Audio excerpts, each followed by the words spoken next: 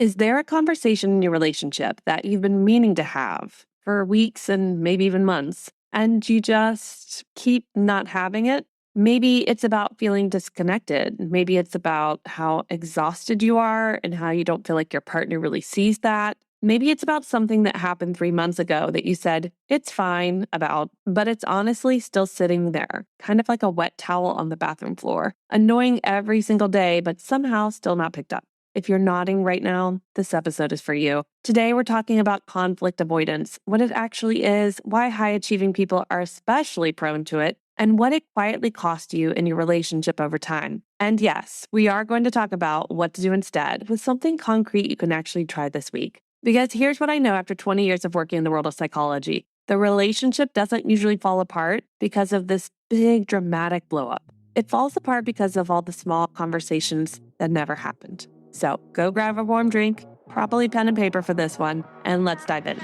Welcome to Relationship Reset, a podcast for high-achieving couples who've been together for over a decade and don't want to feel like roommates anymore. I'm Katie Russler, relationship strategist and couples counselor with almost 20 years of experience helping ambitious couples reconnect, strengthen communication, and turn their relationship into the best part of their success story. This podcast is about using practical tools and a lot of real talk to help you understand your patterns, stop feeling stuck and discouraged, and start working on your relationship in ways that actually fit your busy life. Because your relationship shouldn't be the cost of your success, it should be the best part of it. So let's dive in. Okay, I want to share something with you, and this is a pattern I see constantly in my work with couples. She's very successful, driven, emotionally intelligent. He works hard, shows up, provides. From the outside, they look like they have it all together. Looks great on paper. And in many ways they do. But at night, they're lying in bed on their phones, not touching, not talking, both of them wide awake till about 2 a.m. with a low hum of something unsaid between them. And when I sit with them in a session and I ask, when did you last have a real conversation about how you're feeling in this relationship? The silence tells me everything. One of them will eventually say, we don't really fight. We just don't talk about it. And that sounds peaceful. It can feel even like maturity. But I'm here to tell you, not fighting is not the same as being connected. And avoiding conflict is not the same as having peace. Do you need to hear that again? Because I have a feeling you do. Not fighting is not the same as being connected. And avoiding conflict is not the same as having peace. What I often hear from my clients is this: I know how to have hard conversations at work, but when I try to have them at home, it just blows up or nothing changes. So why even deal with it? That why even deal with it is where conflict avoidance lives. And today we're going to look at it right in the face. So what is conflict avoidance really? Conflict avoidance isn't just about not fighting. It's about consistently sidestepping anything that might create friction, discomfort, or an emotional reaction from your partner or from yourself. It's the subject change. The I'm fine, the decision to let something go, not because you've actually processed it, but because you don't want to go there. And here's what makes it tricky. It often looks like the healthy choice in the moment. You're being the bigger person. You're keeping the peace. You're not making a big deal out of things. But underneath that, what actually is happening is that unspoken things are not disappearing. They're accumulating. They're layering up. And over time, they become this invisible wall in your relationship. And then one day, you look at each other and you think, when did we become strangers?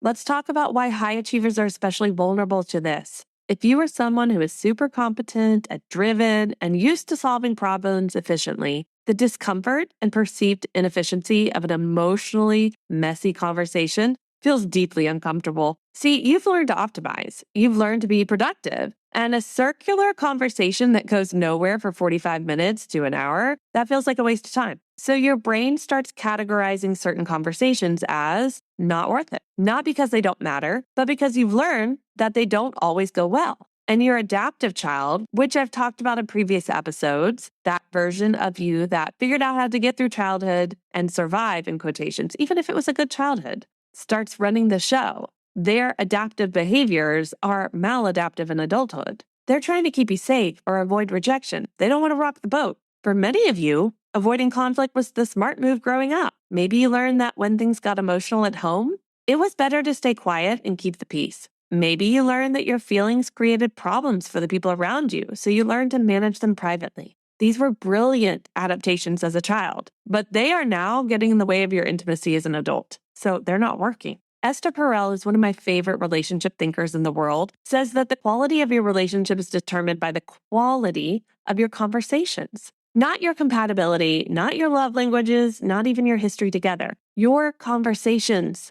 So when we stop having real ones, we start hollowing out the relationship from the inside. So what does conflict avoidance actually sound like? Let me give you some real examples because a lot of people don't recognize it in themselves. I didn't want to start something. Sorry, but that's conflict avoidance. It wasn't a big deal, so I just let it go. Okay, sometimes. But if you let it go 50 times, also conflict avoidance. We had a good weekend. I didn't want to ruin it. Another form of conflict avoidance. I've tried to bring this up before and it didn't go anywhere, so I stopped. This one I hear all the time and I have so much compassion for it, but it's still avoidance. And here's the sneaky one. Being really, really busy. When we fill every night with logistics, kid schedules, work talk, Netflix, that busyness can be a form of avoidance too. Not malicious, not intentional, but really effective. I want to be clear here. There's a difference between conflict avoidance and like a strategic pause, right? The Gottman's research tells us that when our heart rate goes above 100 beats per minute in an argument, we literally lose access to our prefrontal cortex. That's that piece that like helps you go, I probably shouldn't say this. It won't land well. It also helps us to think clearly and be empathetic. So taking a break or that pause calms your nervous system. And then you come back within a 20-30 minute window, and that part is not avoidance. That's regulation, because again, you're coming back.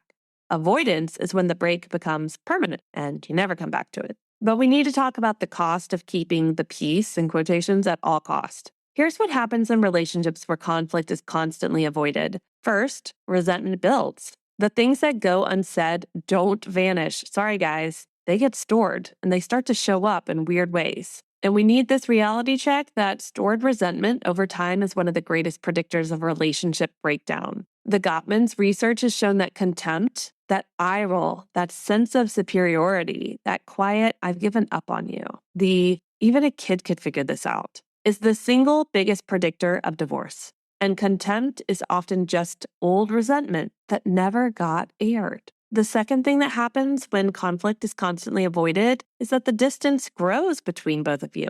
When we stop having real conversations, we stop really knowing each other. And I don't mean knowing each other's schedules. I mean knowing each other's inner world, what they're afraid of right now, what they're proud of, what they need from you that they haven't been able to ask for. This kind of knowing requires conversations that feel a little vulnerable. Okay, third, and this one surprises people, but avoiding conflict can actually increase anxiety. When there's something unspoken between two people, there's a low-level tension that both partners can feel, but neither acknowledges. That tension takes energy to maintain. It's exhausting, and it often gets expressed sideways as irritability, as emotional distance, as criticism about the dishes or the laundry, when it's absolutely not about those things. And you know what? We can have surface level harmony. Everything's great. We're being polite. Nobody's making any waves. But that's not actual intimacy. And that's not actual connection. Real intimacy requires us to be seen. And being seen means sometimes showing the uncomfortable parts too. So let's get into the difference between conflict avoidance and actual safety. This is something I talk about with my clients a lot because there's an important distinction between I don't feel safe having this conversation right now and I don't feel safe having this conversation with this person ever. If it's the first, you just need a better time, more nervous system regulation tools, a different approach. That's workable, right? Like we can do that. And we'll tackle that in a minute. If it's the second, if you genuinely don't feel emotionally safe with your partner, if you're afraid of how they'll react, if past conversations have left you feeling worse, not better, that's important information. And it might mean you need support to navigate this. That's what I'm here for. But for most of the couples I work with, the avoidance isn't about genuine emotional danger. It's about discomfort. And discomfort is survivable. Discomfort is actually where growth lives. Sorry to burst your bubble, but you're definitely going to have to go through the discomfort. Now, I want to explain to you what avoidance does to the avoider. This is just one last thing before we get into our practical step, and I think this is important. We tend to talk about conflict avoidance as something that affects the relationship, but I want to talk about what it does to you as the individual. When you constantly suppress what you feel, When you consistently make yourself smaller to keep the peace, something happens to your sense of self in the relationship. You start to feel invisible. You start to feel like your needs don't matter or that even expressing them is too risky. Over time, this can erode your sense of identity within the partnership. I've had clients who are brilliant, accomplished people who told me they didn't even know what they wanted anymore because they'd spent so long managing around their partner's reactions that they'd lost track of their own inner voice. Your voice matters. Your needs matter. And learning to express them with skills and with care is one of the most loving things you can do for your relationship. And yes, your partner's got to learn how to listen better. Okay, let's make this actionable because that's why you're here. Here's tip number 1. Name the pattern, not just the issue. You could start doing this today. Instead of trying to raise the specific topic you've been avoiding, try starting one level up. Have a conversation about the fact that there are conversations you're not having. Hey, I've noticed we haven't really talked about some things that I think are on both our minds. I don't want to ignore that anymore. I don't want to ignore that anymore. Can we find some time this week to actually connect? Not about logistics, but about us. That's it. You're not going into the hard conversation right now, okay? You're just opening the door, naming that the door exists, and then figuring out a time to actually have that conversation. This little tip alone can shift something big in the relationship because you finally said it, right? That tension doesn't just live there. You said, hey, there's tension, and I'd really like for us to shift it together. Okay, tip number 2, I want you to replace "can we talk" with something softer. Okay, let's talk about this. Can we talk?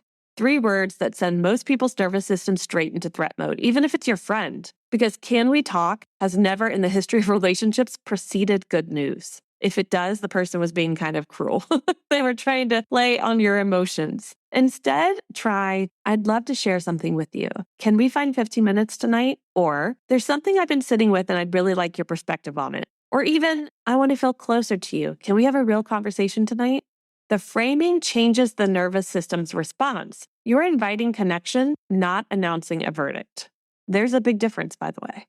Okay, tip number 3, use the "I noticed, I feel, I need" structure. You probably have heard "I feel when you," and then some of us have figured out we also need to put "I need," but this is "I noticed, I feel, I need." When you're ready to actually have the conversation, this 3-part structure gives you a map so you don't go off script when it gets emotional. I noticed. State an observable thing, okay? Not an accusation. "I noticed we haven't been going to bed at the same time lately," right? Like literally, that's something, it's a fact. I feel, own your feeling without blame. And I feel disconnected, a little lonely, honestly.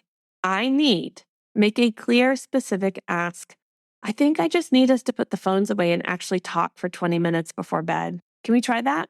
That's a full conversation opener that is hard to argue with because it's yours. You're not attacking, you're inviting. The wise adult in you is talking, not the adaptive child who's been keeping score.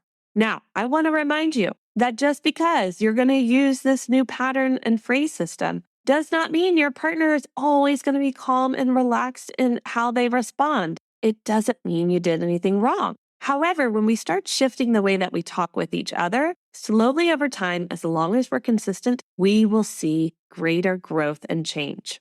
So here's what I want you to hold on to from today. The relationship you want is not on the other side of a perfect argument. It's on the other side of having those honest conversations. And honest conversations don't have to be dramatic or destructive.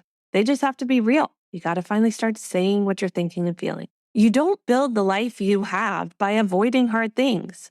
You're not going to build the relationship you want by avoiding them either. And if you want support figuring out where to start, if there's a specific pattern in your relationship that you can't seem to crack, I'd love to talk with you. You can book a free relationship game plan call at the link in the show notes. It's a space where we look at what's actually happening and I give you clear next steps. Okay. Thank you for being here. Thank you for caring about your relationship enough to listen to this. And I can't wait to see what happens when you start using these tools. I'll see you next week. Before you go, I want to leave you with this. The effort you put into your relationship is one of the most important investments you'll ever make. How you communicate and grow together shapes your home, your leadership, and the example you set for the people around you. Relationship work is truly legacy work, and it quietly impacts more lives than we often often realize. If this episode resonated, consider sharing it with someone you care about, a partner, a friend, or another couple who's building a full life and want their relationship to be the best part of it too. And if you're enjoying these conversations, make sure to follow or subscribe to Relationship Reset. Leaving a rating or review also helps this message reach more couples who are ready to grow with intention. I'll see you next week.